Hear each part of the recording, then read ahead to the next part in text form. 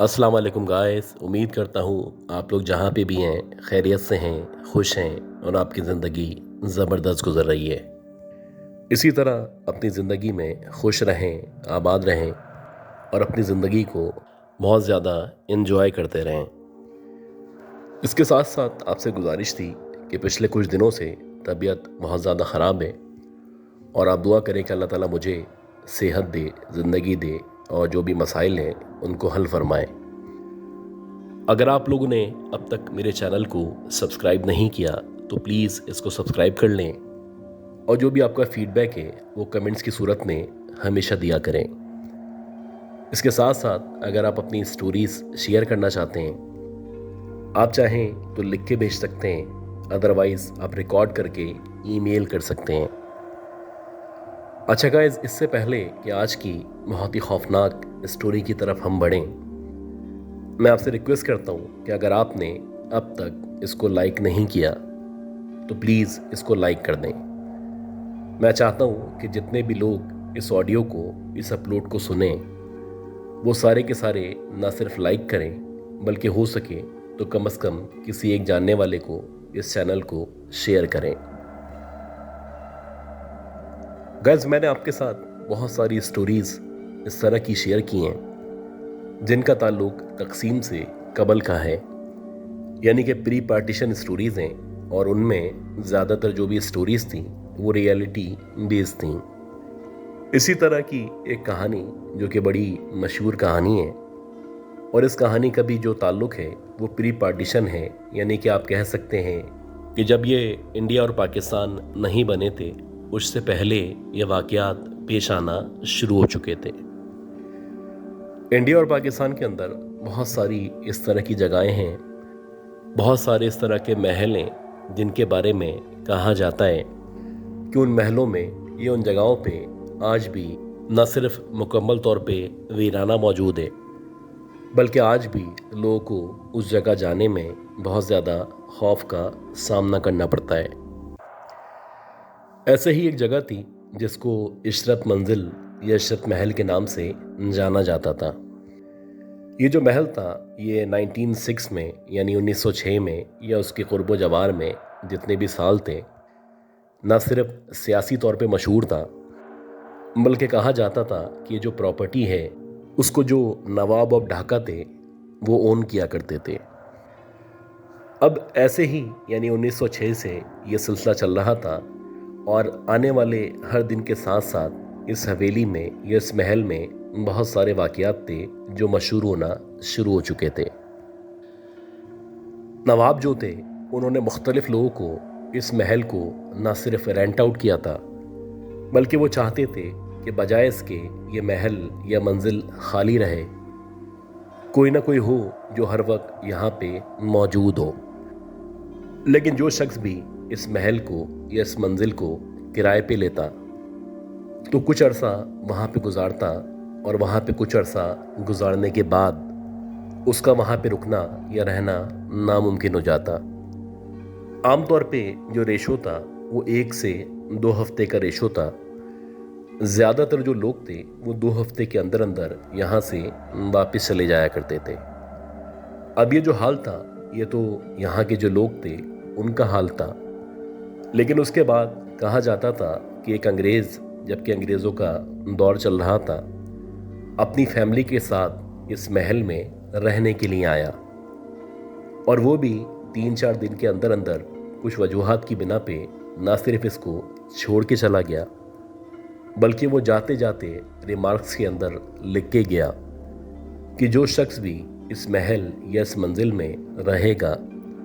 वो अपनी मौत का खुद ही जिम्मेदार होगा। इसी तरह कुछ मज़ीद टाइम गुजरा और पार्टीशन के बाद यानी 1948 में एक बहुत मशहूर तांत्रिक था जो मुख्तलिफ इस तरह की एक्टिविटीज़ में इन्वॉल्व रहा करता था।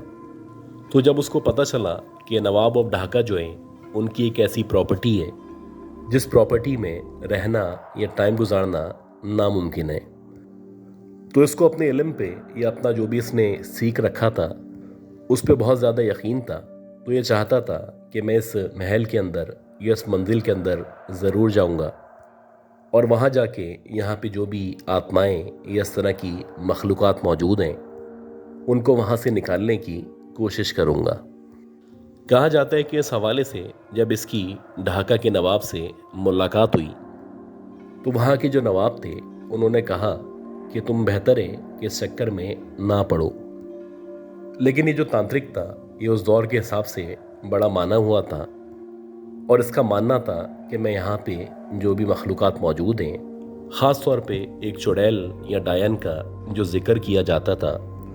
उसको ना सिर्फ मैं इस महल से निकाल दूंगा बल्कि अगर हो सका तो उसको अपने काबू करने की कोशिश करूंगा। बहरहाल जब इसने ढाका के नवाब से ज़िद की तो वो जो नवाब थे उन्होंने उसको कहा कि मैं तुम्हें इस महल की चाबियां दे रहा हूँ और मुझे यकीन है कि मुश्किल से 6 या 7 दिन या इससे ज़्यादा कुछ मज़ीद टाइम तुम यहाँ पे नहीं गुजार सकोगे। अब ये जो नवाब थे उन्होंने ना सिर्फ इस महल की चाबी उस तांत्रिक को दे दी बल्कि उस तांत्रिक के साथ अपने एक मुलाजिम को चौकीदारी के लिए रवाना किया। अब ये जो इशरत मंजिल थी, जब ये तांत्रिक उस इशरत मंजिल पे या इशरत महल पे पहुंचा तो ये बताता है कि जब मैं इसके अंदर एंटर हुआ तो एंटर होने के लिए एक बहुत बड़ा सा गेट मौजूद था और ये जो गेट था ये इस तरह का गेट था जिसे आप सी थ्रू यानी कि जिस गेट के ज़रिए अंदर झांका जा सकता हो, ये उस तरह का गेट था। जब आप गेट से एंटर होते हैं तो गेट से एंटर होने के बाद एक बहुत बड़ा सा सहनुमा जगह मौजूद थी। उस सहन के लेफ्ट साइड पे और राइट साइड पे सीढ़ियाँ मौजूद थीं जिन सीढ़ियों की मदद से महल में ऊपर जाया जा सकता था, जबकि जो बीच का हिस्सा था वहाँ पे कुछ कमरे थे और उन्हीं कमरों के दरमियान एक रास्ता नीचे की तरफ जाया करता था।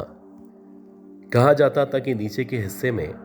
कोई काल कोठरी मौजूद है, जैसे कि उस दौर में आमतौर पे काल कोठरी का इंतज़ाम किया जाता था। जैसे ही ये तांत्रिक उस महल के अंदर दाखिल हुआ तो ये महल मुकम्मल तौर पे अंधेरे में डूबा हुआ था और एक अजीब सी ठंडक थी जो इस महल के अंदर महसूस हो रही थी। ऐसा लग रहा था कि इस महल के अंदर जितना दर्जा हरारत या टेम्परेचर है उससे डबल महल के बाहर मौजूद है। अब इस तांत्रिक के साथ ढाका के जो नवाब थे उनका जो मुलाजिम आया था उसको बोल दिया गया था कि तुम्हारा काम बस इतना है कि इस तांत्रिक को महल के अंदर छोड़ दो और तुम्हें गेट के बाहर बैठ के इस महल की हिफाजत करनी है, या जब तक ये तांत्रिक वहाँ पे मौजूद है तुम्हें वहीं पे ही अपनी ड्यूटी देनी है। अब ये जो तांत्रिक था जब ये महल के अंदर एंटर हुआ तो इसके पास जो भी लालटेन मौजूद थी उसने इस लालटेन को रोशन किया और रोशन करने के बाद थोड़ा बहुत जायज़ा लिया और जायज़ा लेने के बाद ऊपर फर्स्ट फ्लोर की तरफ रवाना हुआ। अब जैसे ही ये सीढ़ियों से चढ़ता हुआ फर्स्ट फ्लोर की तरफ आया तो इसको ऐसा लगा कि जैसे ही इसकी लालटेन की रोशनी से फर्स्ट फ्लोर का जो हिस्सा है वहाँ पे रोशनी पड़ी है तो उस रोशनी के पड़ने पे ऐसा लगा है कि कोई औरत एकदम से पीछे हटी है और वो जो औरत थी वो बिल्कुल आखिर में जहाँ पे दीवार मौजूद थी उस दीवार की आड़ से एकदम से पीछे हटी थी। तांत्रिक को अंदाज़ा हो चुका था कि इस महल में इस मंजिल में रुकना इतना आसान ना होगा। अब ऊपर जो कमरे मौजूद थे उनमें जो सबसे पहला कमरा था, तांत्रिक ने अपना सारा जो भी सामान था वहीं पे रखा और उसके बाद जहाँ सामने एक पलंग पड़ा हुआ था उस पलंग पे जाके लेट गया। तांत्रिक चाहता था कि अभी मैं इस माहौल से थोड़ा सा यूज्ड टू हूँ और मुझे थोड़ा बहुत अंदाज़ा हो या पता चले कि यहाँ पे किस तरह की आवाज़ें या किस तरह की मखलूक़ात नज़र आया करती हैं। 1 घंटा बड़ा सुकून से गुजरा। अब क्योंकि ये ऑलरेडी रात का टाइम हो रहा था तो 1 घंटा गुजरने के बाद तांत्रिक ने सोचा कि मैं थोड़ी देर आंख लगा लेता हूँ। अब जैसे ही उसने अपनी आंखें बंद की तो एकदम से तांत्रिक को कुछ अजीब सी रोने की आवाज़ें आना शुरू हुईं। कभी ऐसा लगता कि ये जो रोने की आवाज़ें हैं शायद ये किसी इंसान की आवाज़ें हैं, और कभी ऐसा लगता कि शायद कोई जानवर है जो बहुत बुरी तरह या सिसक सिसक के रो रहा है। अब ये जो आवाज़ें थी ये कमरे के बाहर की तरफ से आ रही थी, और ऐसा लग रहा था कि इस कमरे के बिल्कुल बराबर में जो कमरा मौजूद है शायद वहाँ पे कोई मौजूद है जो सिसकियाँ लेके रो रहा है।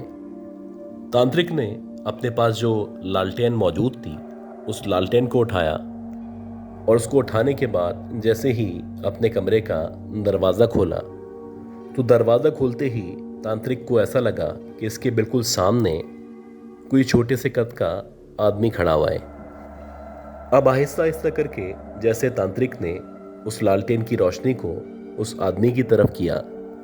तो वाकई में तांत्रिक ने देखा एक छोटा सा मुश्किल से 2.5 या 3 फीट का आदमी, जिसे आप आमतौर पे बोना कहा करते हैं। कुछ अजीब सी सूजी हुई सी उसकी रंगत है और अजीब से नीले कलर के लिबास में वो सामने खड़ा हुआ है। अजीब बात ये थी कि ये जो बोना था इसकी आंखें कुछ ज़्यादा ही बड़ी थीं, और ऐसा लग रहा था कि इसके सर पे 2 छोटे छोटे से उभार मौजूद हैं। अब जैसे ही तांत्रिक ने इस अजीबुल खलकत बोने को अपने सामने देखा तो उसने अगले ही लम्हे जो भी मंत्र इसको आया करते थे वो इसने पढ़ना शुरू किए। जैसे ही तांत्रिक ने अपने मंत्रों को मुकम्मल किया तो ये जो बोना था ये उसके सामने सामने देखते ही देखते ऐसा लगा जैसे वो धुएं के अंदर ना सिर्फ तब्दील हो चुका है बल्कि धुएं के अंदर तब्दील होने के बाद देखते ही देखते हवा में तहलील हो गया है। इस तांत्रिक का इस मंजिल या महल में ये इस मखलूक से पहला इंटरेक्शन था। बहरहाल ये जो तांत्रिक था इसके बाद ये वापस अपने कमरे में जहाँ पे लेटा हुआ था आके दोबारा से बैठ गया। अब तांत्रिक चाह रहा था कि जो भी इसको मंत्र आते हैं वो मंत्र पढ़ना शुरू करे,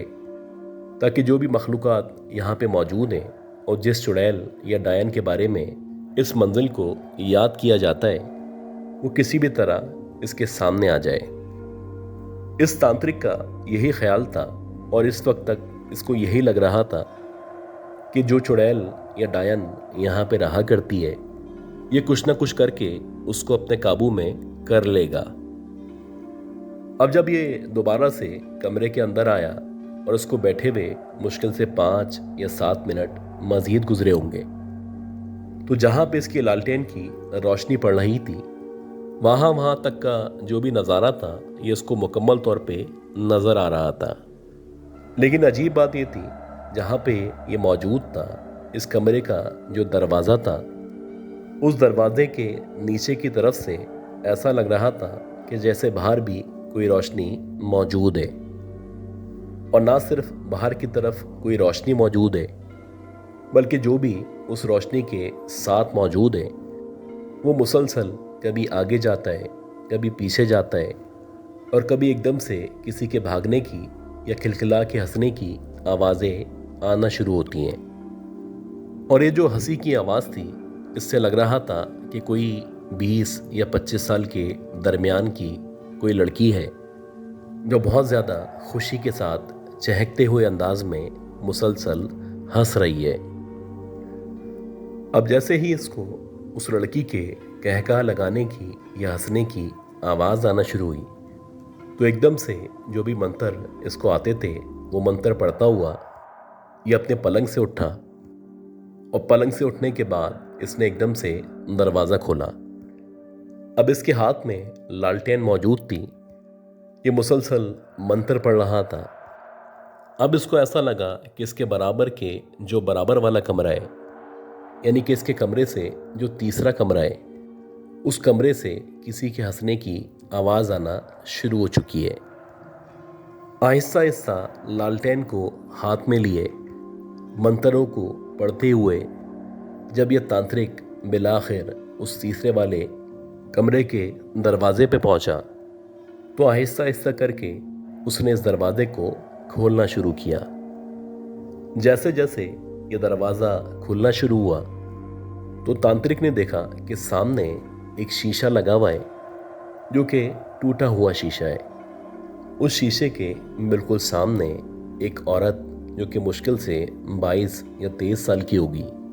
जिसके बहुत बड़े बड़े लंबे लंबे बाल हैं, वो उस शीशे के बिल्कुल सामने बैठी हुई है। एक मोमबत्ती है जो उस औरत के बिल्कुल बराबर में मौजूद है, और ऐसा लग रहा है कि उस औरत का जो ध्यान है वो मुकम्मल तौर पे शीशे की तरफ है,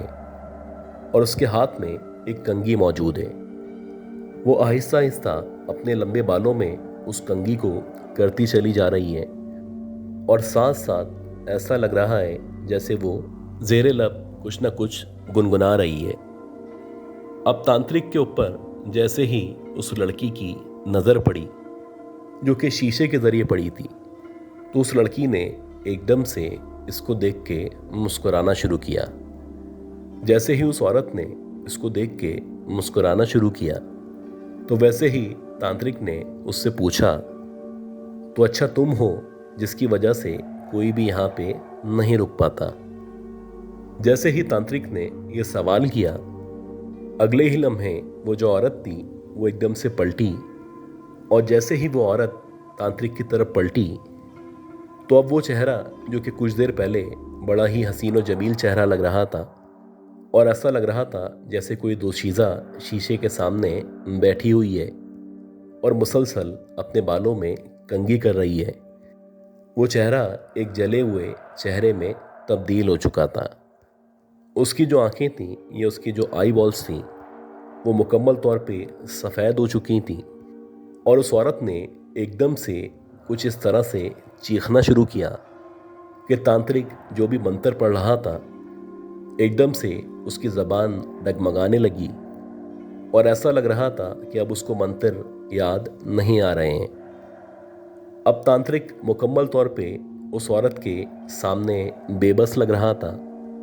और इसी दौरानिए में वो जो औरत थी उसने एकदम से तांत्रिक की तरफ चलना शुरू किया।